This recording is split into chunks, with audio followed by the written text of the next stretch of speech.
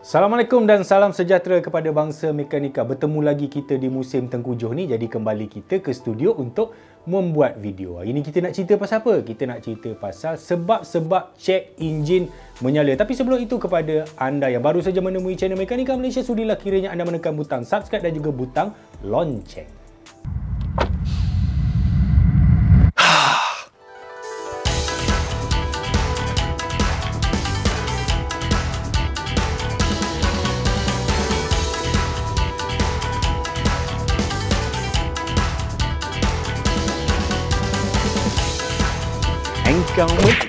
Hey, ni yang kelang kabut ni nak pergi mana? Ni nak renew insurans. Ish, apa pening-pening ni? Masuk ni motortakaful.com. Dapat diskaun serta-merta 10%.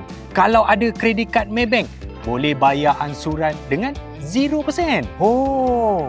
Tapi ada lagi. Kalau kita ada rezeki, boleh menang Beza dan BMW. Wow, mantap. Tunggu apa lagi? Dahlah renew dapat diskaun. Boleh menang hadiah kereta tak?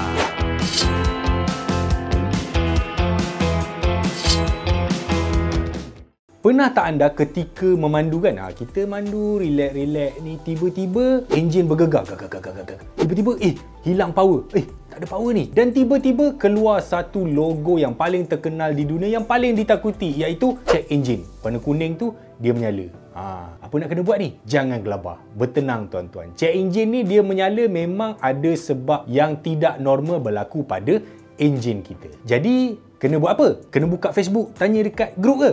Bukan. Tak ada pemain Facebook yang boleh menyelesaikan masalah hanya sekadar menengok satu mesej saja. Sepatutnya bila berlaku benda macam ni, kita kena bawa ke bengkel, ke workshop, ataupun kalau kereta tu ada waranti lagi, bawa ke pusat servis. Macam mana cara nak selesai dia? Okey, bila kita bawa ke workshop, dia orang akan menggunakan diagnostic scan. Dia ada tool dia lah. Benda ni dia akan cocok dekat ECU, dan daripada situlah ECU akan bagi tahu signal benda apa yang rosak ni yang menyebabkan lampu kuning tadi menyala. Itu baru cara yang betul. Dan pada hari ini kami nak menceritakan tentang 8 jenis punca utama yang paling common lah sebab check engine ni menyala. Number 1. Yang pertama, O2 sensor ataupun oxygen sensor. Benda ni paling common terjadi yang menyebabkan check engine menyala. Apa tugas O2 sensor ni? Okey, O2 sensor ni dia mengira berapa peratus kandungan oksigen dan hantar kepada injektor sebelum injektor tu buat pembakaran pada enjin lah. Okey, walaupun rosak, enjin masih boleh berfungsi seperti biasa, tapi dia tidak normal yang akan menyebabkan enjin akan jadi kuat makan minyak sebab nilai pembakaran tadi tidak tepat. Dan kalau kita biarkan tak repair, jadi apa? Okey, bila kita biar lama-lama, dia mungkin akan menyebabkan kerosakan benda lain. Contohnya macam spark plug, catalytic converter dan sebagainya. Better kalau rosak, tukar. Number 2. Yang kedua, penutup bahan api ataupun fuel cap. Benda ni rosak ke? Dia longgar. Kadang-kadang getah seal tu dia tak cukup tutup dan menyebabkan wap petrol ataupun diesel ni keluar ke udara. Sesetengah kereta, ECU dia bila dia detect ada wap keluar ni, dia akan bagi check engine menyala. Kenapa pula? Sikit je kot. Wap petrol je, bukan ada menjejaskan enjin. Okey, sebab dia mencemarkan alam sekitar dan ini membahayakan kepada penduduk dunia. Apa? Kalau rosak nak buat apa? Benda ni paling senang. Okay, kita ambil sampel tu, bawa pergi kedai spare part ataupun online ke mana kan. Boleh beli benda yang sama dan just tukar saja. Bila dia tutup ketat, tak adalah wap terkeluar. Bila tak ada wap terkeluar, tak adalah check engine menyala. Number 3. Yang ketiga, catalytic converter rosak.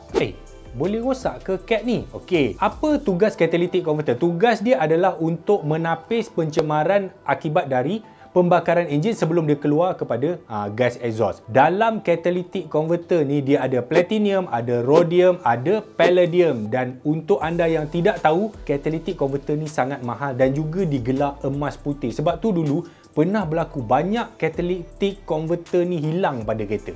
Disebabkan usia kereta tu bila dah lama kan, biasalah barang lama ni dia lama-lama dia akan rosak. Kadang-kadang catalytic converter ni juga pun boleh rosak dan itu menyebabkan check engine menyala. Benda ni penting sebab di setengah negara, khususnya negara maju, memang catalytic converter ni wajib ditukar selepas beberapa tahun sebab dia orang tak nak bagi udara dia tercemar. Kat Malaysia belum lagi.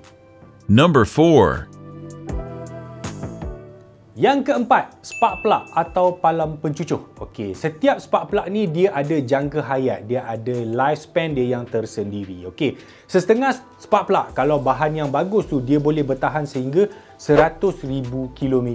Tetapi kadang-kadang walaupun manufacturer kata tahan 50,000, tahan 100,000, tapi kadang-kadang tak sampai masa dia lagi spark plug ni boleh rosak. Rosak tu dia menyalalah check engine. Macam mana nak tahu? Yang tadi kan kita dah cocok dekat Dynos, dia bagi tahu tu spark plug kau dah rosak, tukarlah cepat, jangan kedekut sangat. Something like macam tu lah. Number 5. Yang kelima, ignition coil ataupun apa ni, coil pencucuh bolehlah kot dalam bahasa Melayu. Nampaknya kita pergi masalah yang tadi dah basic, sekarang semakin rumit. Tugas ignition coil ni adalah menghantar tenaga elektrik kepada spark plug. Apa kerosakan yang biasa berlaku? Ignition coil dan juga kabel. Kadang-kadang kabel ni bila dah lama dia boleh haus. Ialah berapa ribu tu dia nak hantar voltage pada spark plug. Kadang-kadang dia boleh rosak. Kadang-kadang dia terkopik dan kadang-kadang tikus gigit. Apa jadi bila rosak? Bila dia rosak, dia akan menghantar voltage elektrik yang tidak cukup. Bila tidak cukup, enjin jadi tidak sedap. Bila enjin tidak sedap, ECU marah. Bila ECU marah, dia marah dekat check engine light. Bila check engine light menyala, kena buat apa? Kenalah tukar cepat-cepat supaya jangan ECU dia pergi marah benda lain pula. Kalau dia marah brake, dia marah steering, dia marah seat belt, jadi payah kita nanti. Number 6.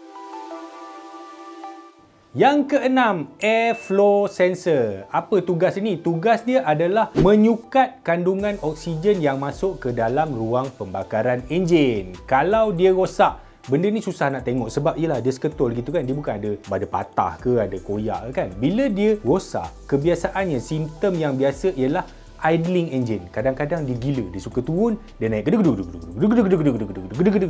ini antara punca yang menyebabkan airflow sensor rosak. Ada lagi simptom lain ke? Ada. Kadang-kadang enjin kereta ni susah nak di start dan kadang-kadang bila kita jalan kan, bila slow kita brake, RPM turun, boom, enjin mati. Itu boleh jadi disebabkan oleh airflow sensor rosak. Bila rosak nak kena buat apa? Gelabah ke? Tak, tukarlah. Number 7. Yang ketujuh, EGR tersumbat. EGR, Gazoo Racing. Gazoo Racing ke? Bukanlah. Ini EGR ialah Exhaust Gas Recirculation. Okey. Tugas EGR ni adalah mengitar semula gas exhaust untuk mengurangkan gas nitrogen dioxide keluar ke udara.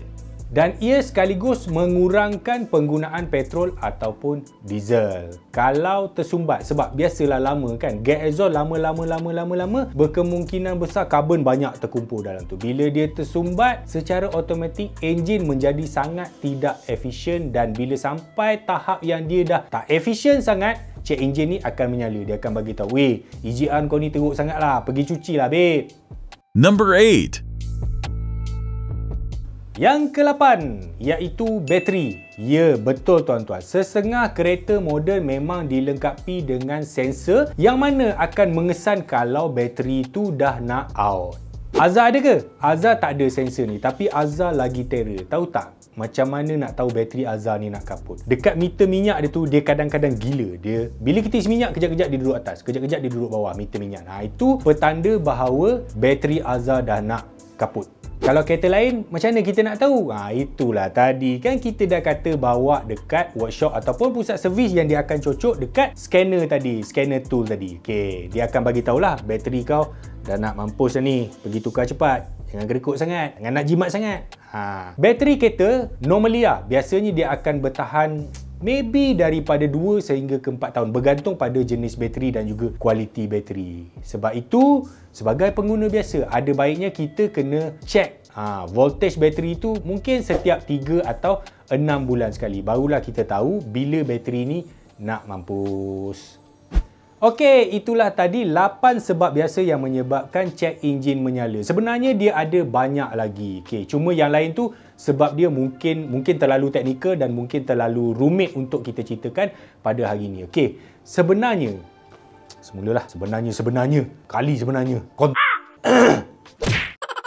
Okey, itulah tadi 8 sebab biasa yang menyebabkan check enjin kereta kita boleh menyala. Sebenarnya ada banyak lagi sebab lain, cuma yang ini kita cerita yang simple lah, dan yang lebih kurang teknikal dan yang lebih kita senang faham lah. Kereta ni tuan-tuan, dia ada lebih kurang 30,000 parts atau komponen yang berbeza dan dia dikawal oleh 50 hingga 70 ke 80 sensor. Sensor tu tak banyak berbanding dengan parts. Jadi kesimpulan dia apa? Tak ada orang boleh tengok je, oh ni rosak, oh ni sebab check engine menyala. Tak ada boleh macam tu.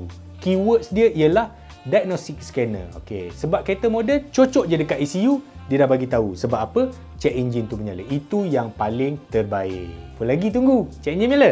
Wah, lagi workshop. Sebelum tu, tekanlah butang subscribe dan juga butang lonceng dan juga WhatsApp.